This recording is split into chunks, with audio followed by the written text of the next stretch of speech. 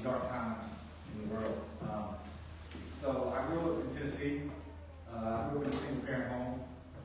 Everything was pretty normal until I was about 14. And when I was 14, I found a lump on my left side of my groin. And the doctor was like, no, it's not a big deal. You've been working out, probably a hernia. So I went to the doctor, and then I found out I was had stage 2 non-Hodgkin lymphoma. So as you can imagine, as a 14-year-old, I was pretty mad, confused, sad, all the emotions that anyone would have. So I ended up having to go to St. Jude's Children's Hospital. With some of y'all probably noticed that little box, poorly wrapped, where you put can tabs in and give to St. Jude's. That's where that came from. So I went there, and I was bitter for probably the first month.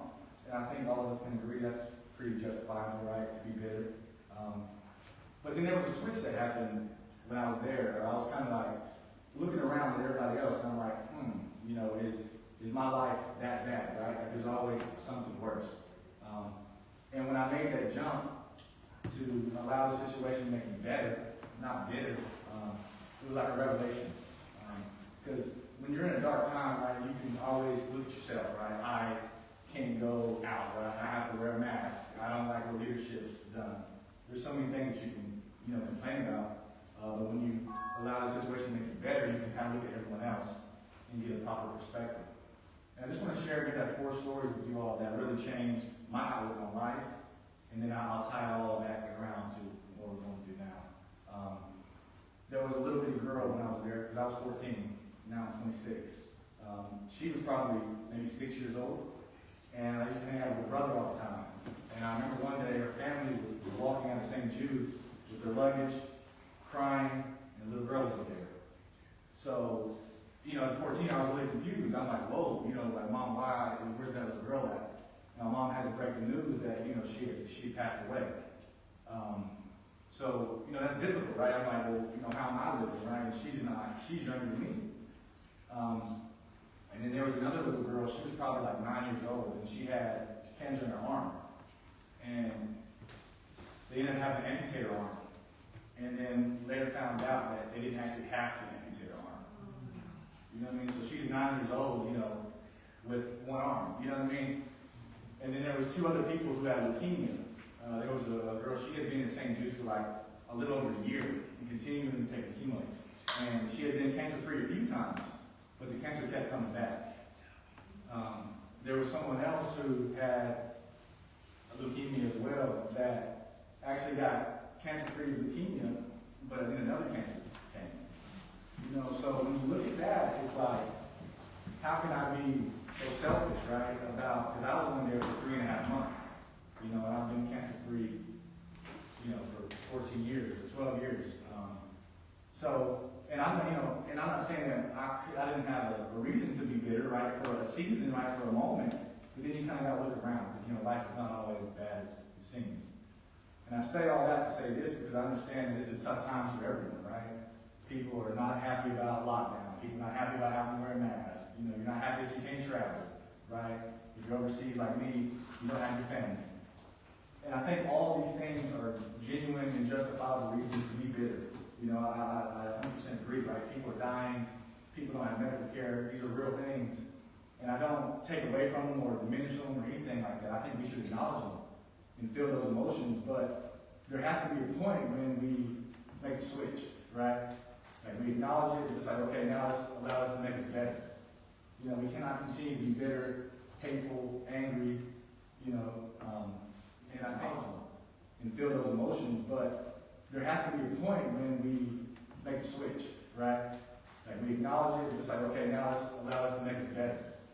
We cannot continue to be bitter, hateful, angry, and I think for me, when I made that change, even in this current situation, to go from bitter to better, I started looking at everyone else, right? There's people in different countries who don't have medical care, right? Like, if I get sick, I can come to Major Evans and be like, hey, man, I need some help, right? She didn't hook me up.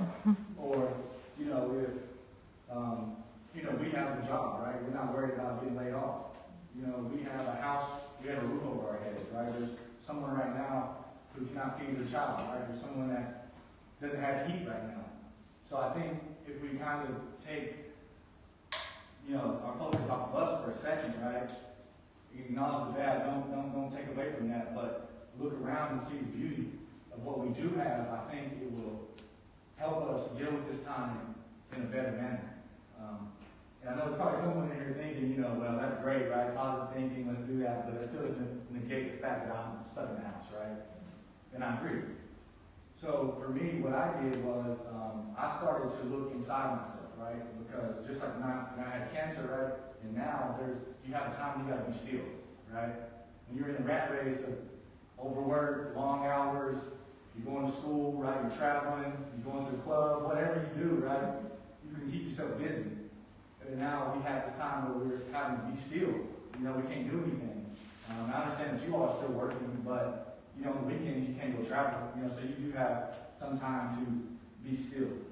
And for me, I chose to look inside myself and really deal with deep things, right? Like if I can be transparent, where do I draw my masculinity from, right? Things that happened in my childhood, insecurities, right? Things that you just sweep underneath the rug that, when you're going through life, it's easy to just put that behind you. I'm not dealing with that, I'm not dealing with that. And so I encourage each of you to not be bitter, but instead just look at yourself, right? Find some self-improvement. I understand I'm probably the youngest person in here, probably. So I'm sure some of you all may know yourself, but there's still some level of self-improvement you can do, right? If it's that book you always wanted to write, that language you want to learn, that hobby you wanted to get, whatever it is, this is the time to do it. So I just encourage you all to utilize this time, right? Like, even though we don't like it, we don't want it, we have this time and we got to make the most out of it. And in closing, I just want to leave you with something that I heard from a motivational speaker. He said that he looks at life in decades, right? Because when you're 20, your goals and everything changes by the time you're 30, right? And so he says when he looks at life in decades, it helps him determine if a year was good or bad. And I think for most of us, we've heard people say 2020 has been the worst year ever. And I think in many ways that's the truth. It has been from all the darkness. But we've also, because of that unwarranted time that we've got, if we utilize it, right, and keep this decade mindset, we can actually look at this year and find some light in it. Because, like I said, we don't take away from all the deaths and everything like that, but if we utilize this time to ourselves, we can actually look at it like, well, maybe this was a bad year in that regard, but the time it's gave me, I've utilized it, and it's actually been a great year. And it's helped me get to where I want to get to. So that's just some food for thought for you all, and I appreciate you giving me the time. I think all you all are rock stars for what you do. That's why I'm trying to be like Major Epinger. But yeah, Sergeant Barnes, I appreciate you giving me this opportunity to speak. And I just pray and hope that all you all will take something away from it and bring some positivity to your life in the second lockdown. So I appreciate it.